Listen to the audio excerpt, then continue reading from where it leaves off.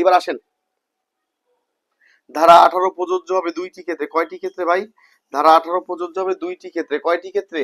দুইটি ক্ষেত্রে ধারা 18 প্রযোজ্য হবে। কয়টি ক্ষেত্রে? দুইটি ক্ষেত্রে।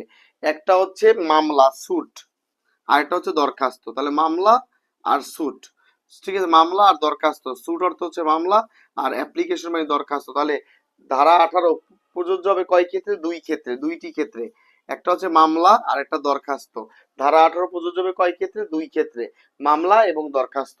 আপনারা ক্লিয়ার বুঝতে পারছেন কিনা? এবার ডিয়ার স্টুডেন্ট, যে জিনিসটা খেয়াল করবেন, ধারা 18 প্রতারণার ক্ষেত্রে by the means of fraud তিনটি কাজ হয়। কয়টি কাজ হয়? তিনটি কাজ হয়। এটা লিখিত পরীক্ষা এভাবে করে গুছিয়ে লিখতে হবে আপনাদের। ধারা 18 এফেক্ট অফ ফ্রড, প্রতারণার ফলাফল সম্পর্কে বলা আছে। এটা দুই ক্ষেত্রে প্রযোজ্য, মামলা এবং দরখাস্তর ক্ষেত্রে এইভাবে আপনি লিখবেন।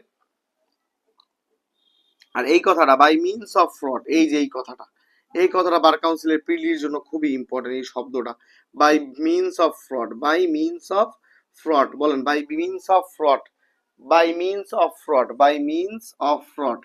আমার সাথে সবাই বলেন, বাই মিনস অফ ফ্রড অর্থাৎ প্রতারণার মাধ্যমে। প্রতারণার মাধ্যমে তিনটি কাজ করা হয়। প্রতারণার মাধ্যমে তিনটি কাজ করা হয়। প্রতারণার মাধ্যমে তিনটি কাজ করা হয়। কোনো ব্যক্তি যদি এই তিনটি কাজের যে কোনো একটি করে, তাহলে সেটাকে আমরা বলবো তিনি প্রতারণার মাধ্যমে করেছে। কোনো ব্যক্তি যদি তিনটি কাজের মধ্যে একটি করে, তাহলে আমরা মনে করব যে এই তিনটি কাজের মধ্যে যদি কেউ একটা করে, তাহলে আমি মনে করব যে আমরা মনে করব সে ধারা 18 অনুসারে প্রতারণা করেছে। তো চলুন দেখেন মিলে কিনা। এক, মামলা করার অধিকার গোপন করা। এক, মামলা করার অধিকার গোপন করা। আমি একটা উদাহরণ দিব, প্রতারণার একটা উদাহরণ দিব। প্রতারণার কি দিব বলেন তো?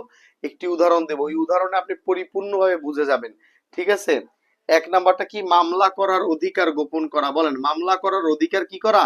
গোপন করা। মামলা করার অধিকার গোপন করা। দুই, সত্যের অধিকার গোপন করা। সত্যের অধিকার গোপন করা। দুই, সত্যের অধিকার গোপন করা। তিন, প্রয়োজনীয় দলিল লুকানো। প্রয়োজনীয় দলিলগুলো লুকানো। তাহলে তিনটা, কোনো ব্যক্তি যদি তিনটা কাজের মধ্যে একটা করে, তাহলে সেটা প্রতারণা হিসেবে ধরে নেওয়া হবে। এক, মামলার অধিকার গোপন করা। দুই, মামলার অধিকার গোপন করা। দুই, সত্য লুকানো। সত্য মানে টাইটেল লুকানো, সত্য লুকানো। তিন হচ্ছে দলিল লুকানো। মামলার অধিকার গোপন করা, এই যে মামলার অধিকার গোপন করা, সত্যের অধিকার গোপন করা, আর দলিল লুকানো।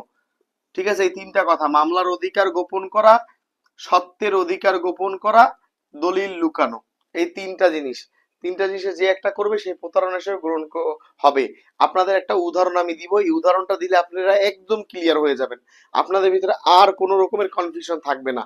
তো আমরা আগে এর আগে চট করে একটা রিভিশন দিয়ে দিই।